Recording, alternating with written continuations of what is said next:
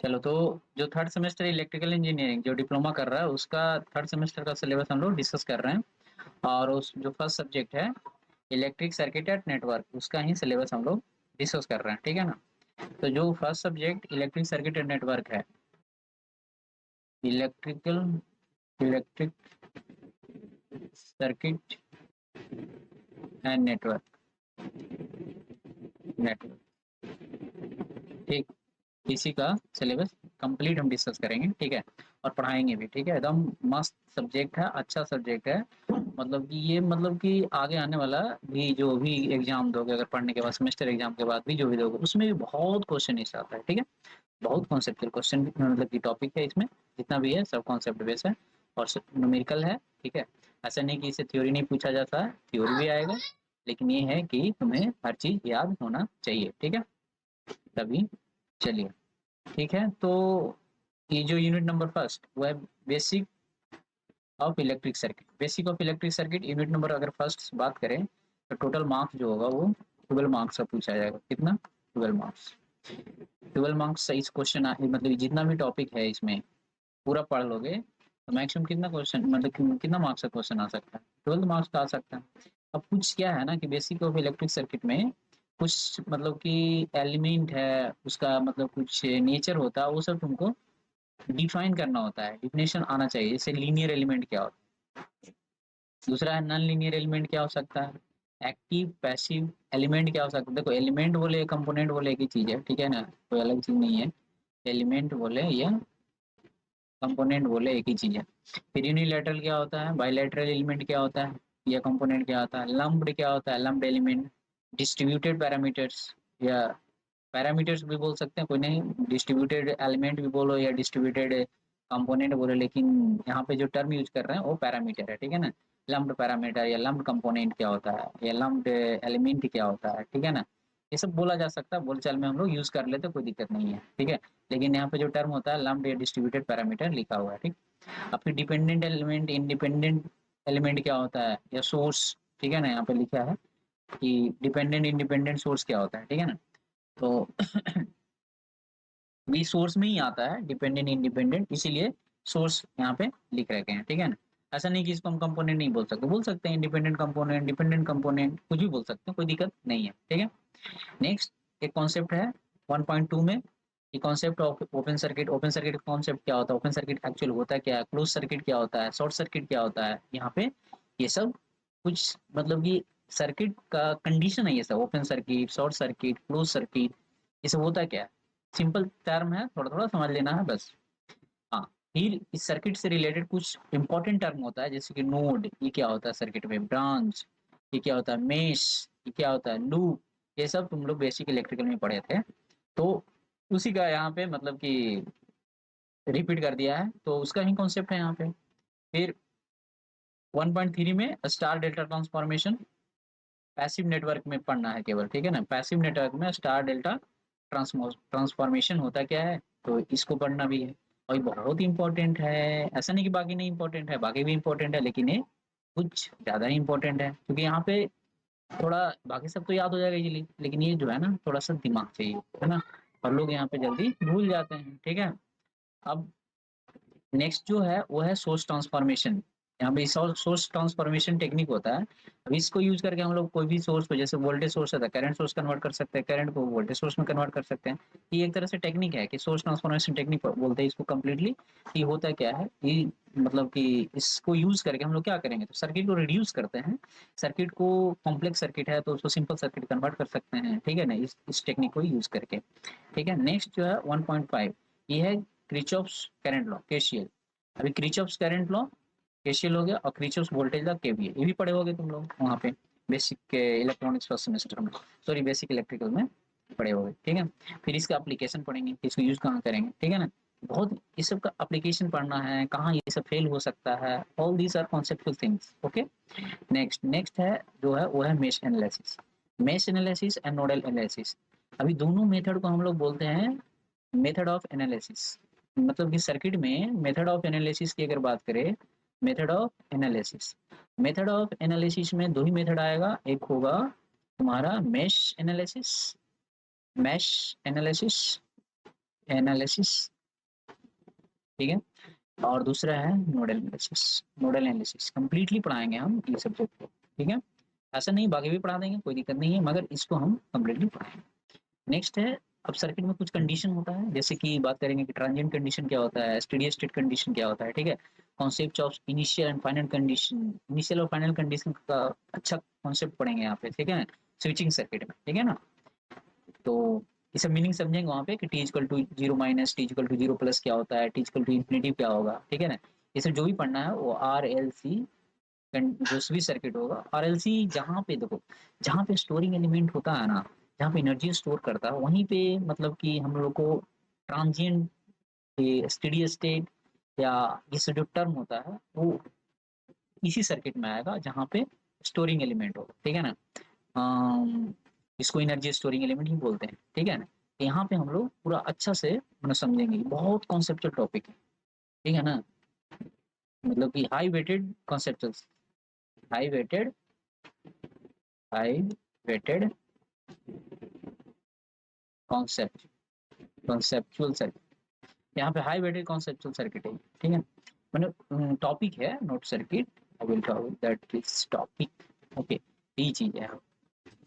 अब नेक्स्ट में आते हैं नेटवर्क थ्योरम, बहुत इंपॉर्टेंट है network theorem, very very important topic है, ठीक है, नेटवर्क थ्योरम। अब नेटवर्क थ्योरम से जो भी क्वेश्चन आएगा वो कितना मार्क्स का क्वेश्चन आएगा, तो 14 मार्क्स, कितना, 14, 14 मार्क्स। उससे कितना ऊपर से कितना, इसमें से कितना आ रहा था, 12 मार्क्स, यहाँ कितना हो गया, 14 मार्क्स, कितना हो गया, 28 मार्क्स, हो गया कंप्लीट, पासवर्ड हो गया। तो इसमें जो थ्योरम पढ़ेंगे, पहला है सुपरपोजिशन थ्योरम पढ़ेंगे, फिर इसका एप्लीकेशन जानेंगे, थेवेनिन थ्योरम क्या होता है, इसको कैसे सर्किट में यूज करेंगे, कैसे सोल्व करते हैं, तो बढ़िया से पढ़ाएंगे, मस्त मस्त मजा आएगा।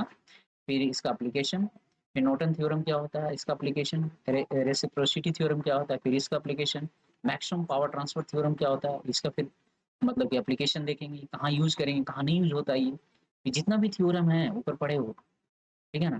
Application of theorems to solve DC network लिखा है, यानी कि ये जितना भी थ्योरम है, ये जितना भी थ्योरम पढ़े, कितना थ्योरम हो गया, दो इसमें है, एक यहाँ हो गया, फिर एक यहाँ, चार, पाँच, छः, टोटल 6 थ्योरम है, कितना, 6। अब 6 थ्योरम को हम लोग जो भी पढ़ेंगे वो डीसी, डीसी नेटवर्क में यूज करना है, यहाँ लिखा हुआ है in DC network only, not in AC. AC में भी यूज होता है पर एसी में सिलेबस में लिखा ही नहीं है। Application of theorems to solve DC network, ठीक है ना। और डीसी से ही क्वेश्चन आता है, एसी पढ़ने के कोई फायदा नहीं है, क्या टाइम वेस्ट करेंगे, है ना। नेक्स्ट आते हैं सिंगल फेज एसी सर्किट, बहुत इंपॉर्टेंट है ये। और सिंगल फेज एसी सर्किट में क्या है, इससे कितना ना मार्क्स का क्वेश्चन आएगा, तो इससे भी आएगा 14 मार्क्स, कितना, 14 मार्क्स, इससे भी 14 मार्क्स क्वेश्चन टोटल आएगा। अब सिंगल फेज एसी सर्किट में देखेंगे कि जो एसी मतलब की करंट हो, मतलब एसी करंट जो है, सिंगल फेज एसी करंट, ठीक है ना, उसका जनरेशन कैसे करेंगे, मतलब सिंगल फेज एसी वोल्टेज कैसे जनरेट होता है, ठीक है ना, ये देखेंगे उसमें। फिर टर्म है कुछ एसी सर्किट क्वांटिटीज, इसे पढ़ना है, एसी सर्किट जब पढ़ेंगे तो उसमें कुछ टर्म आएगा, कि पीक वैल्यू क्या होता है, आरएमएस वैल्यू क्या होता है, एवरेज वैल्यू क्या होता है, ठीक है ना। ठीक, तो जितना भी साइनसोइडल वोल्टेज वेवफॉर्म होगा, जो भी होगा, उसका peak value, RMS value, average value सब हम लोग देखेंगे। फिर वेक्टर रिप्रेजेंटेशन, अल्टरनेटिंग जो क्वांटिटी होता है उसका वेक्टर रिप्रेजेंटेशन कैसे करेंगे, उसको ऐड कैसे करेंगे, सब्ट्रैक्ट कैसे करेंगे, मल्टीप्लाई कैसे करेंगे, डिवाइड कैसे करेंगे, ये सब पढ़ना वहाँ पे, ठीक है ना। फिर यहाँ पे है कन्वर्जन पढ़ना। देखो रेक्टेंगुलर फॉर्म, देखो जितना भी साइनोसॉइडल क्वांटिटी होता है उसको हम रेक्टेंगुलर फॉर्म में भी लिख सकते हैं, पोलर फॉर्म में भी लिख सकते हैं, और मतलब कि एक्सपोनेंशियल फॉर्म में भी लिख सकते हैं, ठीक है ना। यहाँ पे रेक्टेंगुलर फॉर्म जो है वही है, कार्टेशियन फॉर्म बोल सकते हैं, ठीक है, ट्रिग्नोमेट्रिक फॉर्म भी बनता है। ये सब बहुत सारा फॉर्म होता है और हर फॉर्म एक दूसरे से कन्वर्टेबल है, इसीलिए कन्वर्जन भी करना पड़ेगा। जैसे अगर मान लिया रेक्टेंगुलर फॉर्म में लिखा हुआ है, फिर मान लिया कोई पोलर फॉर्म में लिखा हुआ है, मान लिया एक्सपोनेंशियल फॉर्म में लिखा हुआ है, तो भी साइनसॉइडल क्वांटिटी सब में लिखा जा सकता है, ट्रिग्नोमेट्रिक फॉर्म में लिखा हुआ है। तो क्या होता है ना कि सबको हम लोग एक दूसरे में कन्वर्ट कर सकते हैं।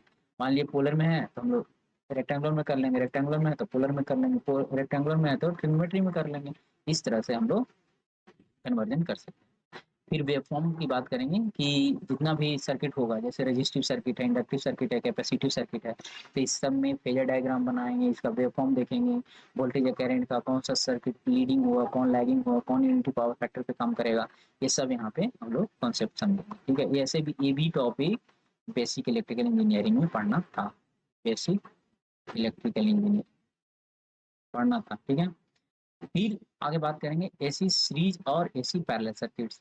एसी सीरीज और एसी पैरेलल सर्किट क्या होता है, उसमें फिर फेजर डायग्राम, फिर उसमें इम्पीडेंस ट्रायंगल देखेंगे, पावर ट्रायंगल देखेंगे, ऑल दिस मतलब पूरा मतलब डेप्थ में देखना वहाँ पे, है ना। ये कुछ टर्म और आएगा, जैसे इसे पढ़ेंगे ना इसी में तो आएगा, फिर एक्टिव पावर क्या होता है, रिएक्टिव पावर क्या होता है, पेरेंट पावर क्या होता है, ठीक है ना। फिर पावर फैक्टर क्या होता है, सब एग्जांपल के साथ देखेंगे। फिर लैगिंग, लीडिंग, मिडी पावर फैक्टर क्या होता है, पुअर पावर फैक्टर का इफेक्ट क्या होता है, पावर ट्रायंगल क्या होता है, सब समझेंगे, इम्पीडेंस ट्रायंगल, पावर ट्रायंगल, सब समझेंगे, ठीक है। तो ये चीज हो गया। चलो अब नेक्स्ट टॉपिक है फोर्थ जो यूनिट है, सॉरी। अगर फोर्थ की बात करेंगे ना, तो फोर्थ से भी जो पूछा जाएगा तुम लोग का वो है 14 मार्क्स। कितना? 14 मार्क्स, 14 मार्क्स। अब ये है resonance and two port networks, ठीक है। रेजोनेंस क्या होता है, देखो रेजोनेंस क्या होता है वो तो जब पढ़ेंगे तो समझेंगे, लेकिन अभी समझो कि कुछ रेजोनेंस होता है, ठीक है ना। रेजोनेंस क्या होगा वो एक्सप्लेन करेंगे वहाँ पे। इसका इंपॉर्टेंस क्या होता है इलेक्ट्रिक सर्किट में, वेरी वेरी इंपॉर्टेंट चीज है ये। फिर सीरीज पैरेलल रेजोनेंस क्या होता है, ठीक है। रेजोनेंस फ्रीक्वेंसी क्या होता है, रेजोनेंस जब पढ़ेंगे तो रेजोनेंस कुछ टर्म आएगा, resonance frequency, equality factor, bandwidth, selectivity, ये सब टर्म आएगा, और दोनों सर्किट में पढ़ेंगे, सीरीज और पैरेलल दोनों में, ठीक है। ये चीज हो गया। फिर magnification in series unparalleled resonance circuit बताएंगे वहाँ पे कि वोल्टेज मैग्निफिकेशन होता है, करंट मैग्निफिकेशन होता है, कौन किस में होता है, पैरेलल में किस, पैरेलल में वोल्टेज होता है कि करंट होता है, ये सब वहाँ पे हम लोग अच्छा से समझेंगे। फिर दोनों में कंपेयर देखेंगे, सीरीज और जो पैरेलल रेजोनेंस है उसमें क्या कंपेरिजन है, ठीक है ना। कंपेरिजन क्या है वो देखना है, इम्पोर्टेंट है क्वेश्चन, मतलब कि आता है, इससे डायरेक्ट पूछा जा सकता है। फिर टू पोर्ट नेटवर्क, इसमें एक टॉपिक आया two port network. Two port network क्या होता है वो देखेंगे, इसके कितने टाइप होता है, इसमें ओपन सर्किट पैरामीटर क्या होता है। टू पोर्ट नेटवर्क में ये सब कुछ पैरामीटर आएगा, जिसमें ओपन सर्किट पैरामीटर है, फिर शॉर्ट सर्किट पैरामीटर है, फिर ट्रांसमिशन पैरामीटर है, ठीक है। ये सब हम लोग वहाँ पे डिस्कस करेंगे। फिर T and pi representation of circuit, symmetric and reciprocity of two port network. देखो टू पोर्ट नेटवर्क सिमेट्रिकल कब होगा, अनसिमेट्रिकल कब होगा, और ये सब कंडीशन होता है, ठीक है ना। तो वहाँ हम लोग डेप्थ में पढ़ेंगे तो वहाँ मैथमेटिकल एक्सप्रेशन निकालेंगे, कंडीशन सिमेट्री का, रेसिप्रोसिटी का, ठीक है। टी कनेक्शन कैसे करेंगे, पाई कनेक्शन कैसे करेंगे सर्किट को, वो वहाँ पे पूरा डेप्थ में पढ़ेंगे, ठीक है। ये चीज हो गया। अब आते हैं लास्ट जो यूनिट है वो थ्री फेज एसी सर्किट है, जो कि बहुत इंपॉर्टेंट है मशीनों पॉइंट ऑफ व्यू से, वेरी वेरी इंपॉर्टेंट है ये, ठीक है ना। क्योंकि अगर ये कंप्लीट होगा तो जितना भी थ्री फेज एसी सर्किट है ना, sorry three phase AC machine, जितना भी थ्री फेज एसी मशीन होगा वहाँ पे कंसेप्ट पूरा फुल्ली एप्लीकेबल है, ठीक है ना। पहले जो टॉपिक पढ़ेंगे वो है कि थ्री फेज वोल्टेज जनरेट कैसे होगा, ये करंट वोल्टेज कैसे जनरेट करेंगे, ठीक है। फिर three phase three wire source क्या होता है, सोर्स क्या होता है, three phase three wire source, या three phase four wire source क्या होता है, या फेज सीक्वेंस फेजर डायग्राम क्या होता है, लाइन एंड फेज रिलेशनशिप क्या होता है, स्टार डेल्टा क्या होता है, मतलब ये सब स्टार डेल्टा में लाइन और फेज वोल्टेज का रिलेशनशिप क्या होता है ये पढ़ना है, ठीक है। तो वहाँ पे जब स्टार मतलब कि स्टार कनेक्शन डेल्टा कनेक्शन बताएंगे तो वहाँ पे हम सब एक्सप्लेन करेंगे, मैथमेटिकली निकालेंगे कि लाइन और फेज के रिलेशनशिप क्या होता है, ठीक है ना। ऐसे मतलब कि तुम लोग शायद ये नहीं पढ़े होगे ये टॉपिक, लेकिन यहाँ पे पूरा हम लोग पूरा मैथमेटिकली एक्सप्रेशन निकालेंगे, उसके बाद जो भी एक्सप्रेशन आएगा उसको आउटपुट निकाल के हम लोग याद भी रखेंगे। फिर थ्री फेज लोड बैलेंस्ड क्या होता है, अनबैलेंस लोड क्या होता है, ठीक है ना। बैलेंस्ड अनबैलेंस लोड की बात करेंगे। अब मेजरमेंट ऑफ पावर पढ़ेंगे थ्री फेज में कि पावर का मेजरमेंट कैसे करते हैं, ठीक है। तो ये जो यूनिट है लास्ट यूनिट का यही, और इससे जो भी क्वेश्चन आएगा वो टोटल क्वेश्चन है 16 मार्क्स का क्वेश्चन। अब टोटल अगर देखोगे जोड़ लो तो 70 मार्क्स क्वेश्चन होगा, ठीक है ना। तो यानी कि ये सब्जेक्ट जो है न्यूमेरिकल ज्यादा है, थ्योरी कम है, लेकिन जो एग्जाम में आएगा वहाँ पे मिक्स आता है, तो इतना डरने की बात नहीं है। वहाँ पे थ्योरेटिकल थ्योरी भी आएगा, लेकिन हाँ थ्योरी जो भी आएगा वो भी मतलब कॉन्सेप्चुअल होगा, ऐसा नहीं कि मतलब ऐसी फालतू के रट जाएंगे लिख देंगे, ऐसे नहीं होता है, ठीक है। चलो तो ठीक है, ओके बाय। वीडियोस बनाने हैं, फिल्मोरा है ना।